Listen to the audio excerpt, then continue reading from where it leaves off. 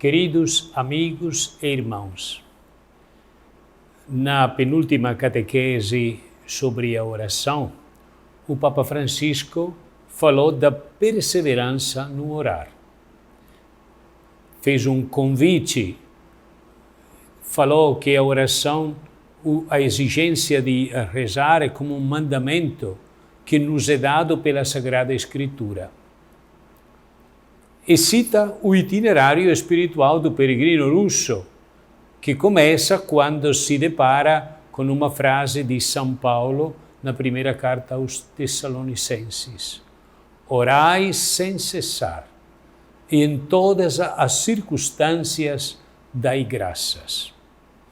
As palavras do apóstolo comovem aquele homem que se questiona como é possível rezar sem interrupção, dado que a nossa vida é fragmentada em tantos momentos diferentes que nem sempre tornam possível a concentração. A partir desta pergunta, ele começa a sua busca que o levará a descobrir aquela que é chamada a oração do coração. Consiste em repetir com fé: Senhor Jesus Cristo, Filho de Deus, tem piedade de mim, pecador. Uma oração simples, mas muito bonita. É uma oração que, pouco a pouco, se adapta ao ritmo da respiração e se estende ao longo do dia. Com efeito, a respiração nunca para, nem sequer quando dormimos, e a oração é o respiro da vida. Como é possível, então, manter sempre em estado de oração? O Catecismo oferece belas citações tiradas da história da espiritualidade que insistem na necessidade de uma oração contínua, que é o ponto fulcral da existência cristã. E aqui nós lembramos algumas. O monge Evagrio do Ponto afirma: não nos foi pedido que trabalhemos, velemos e jejuemos constantemente. Não, isto não nos foi pedido, mas temos a lei de orar sem cessar. O coração em oração. Existe assim um ardor na vida cristã que nunca deve falhar. É um pouco como aquele fogo sagrado que se conservava nos antigos templos, que ardia sem interrupção e que os sacerdotes tinham a tarefa de manter vivo. Eis, também em nós deve haver um fogo sagrado que arda continuamente e que nada possa extinguir. Não é fácil, mas deve ser assim. São João Crisóstomo, outro pastor, atento à vida concreta, pregava deste modo: é possível mesmo no mercado ou durante um passeio solitário fazer oração frequente e fervorosa. Sentados na vossa loja, a tratar de compras e vendas, até mesmo a cozinhar. Pequenas orações: Senhor, tem piedade de nós. Senhor, ajuda-me. Pois bem, a oração é uma espécie de pauta musical onde colocamos a melodia da nossa vida.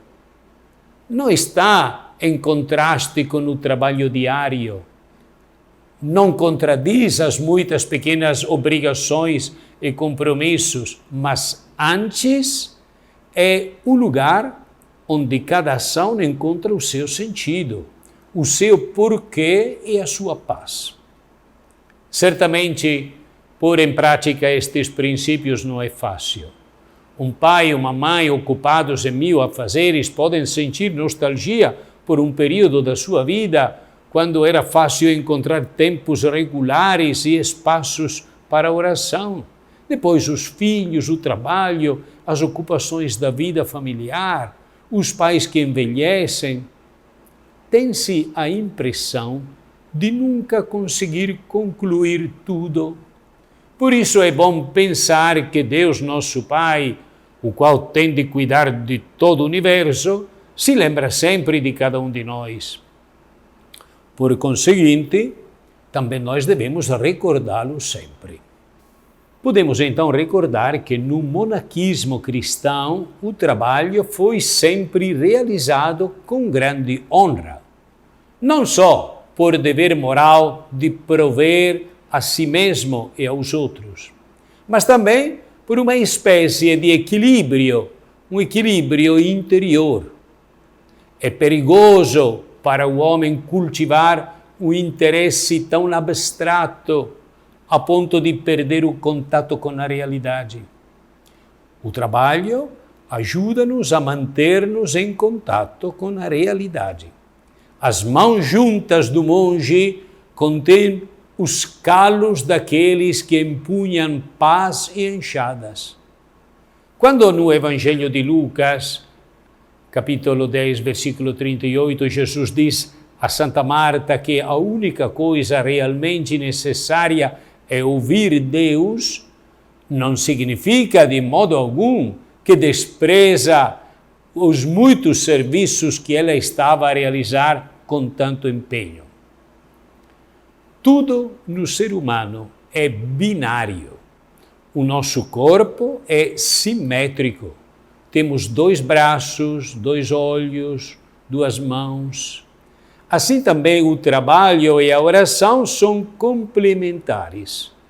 A oração, que é o respiro de tudo, continua a ser o pano de fundo vital do trabalho, até em momentos em que não é explícita.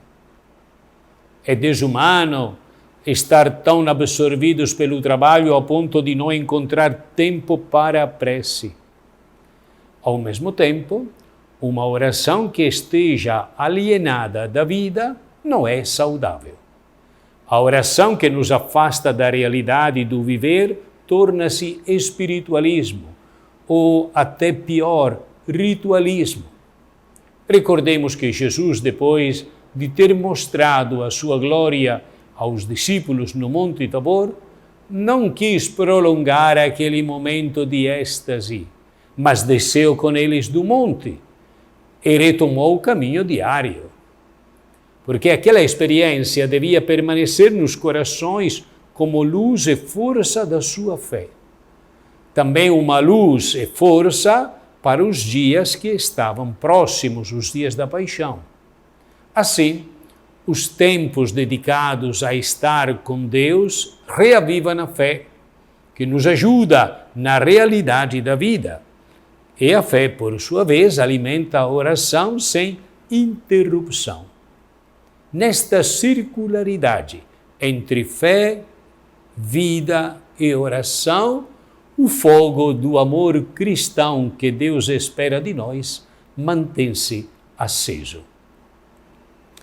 E nós temos que recitar a oração simples, que é tão bom repetir durante o dia, todos juntos: Senhor Jesus, Filho de Deus, tem piedade de mim, pecador. Deus vos abençoe a todos, em nome do Pai, e do Filho, e do Espírito Santo. Amém.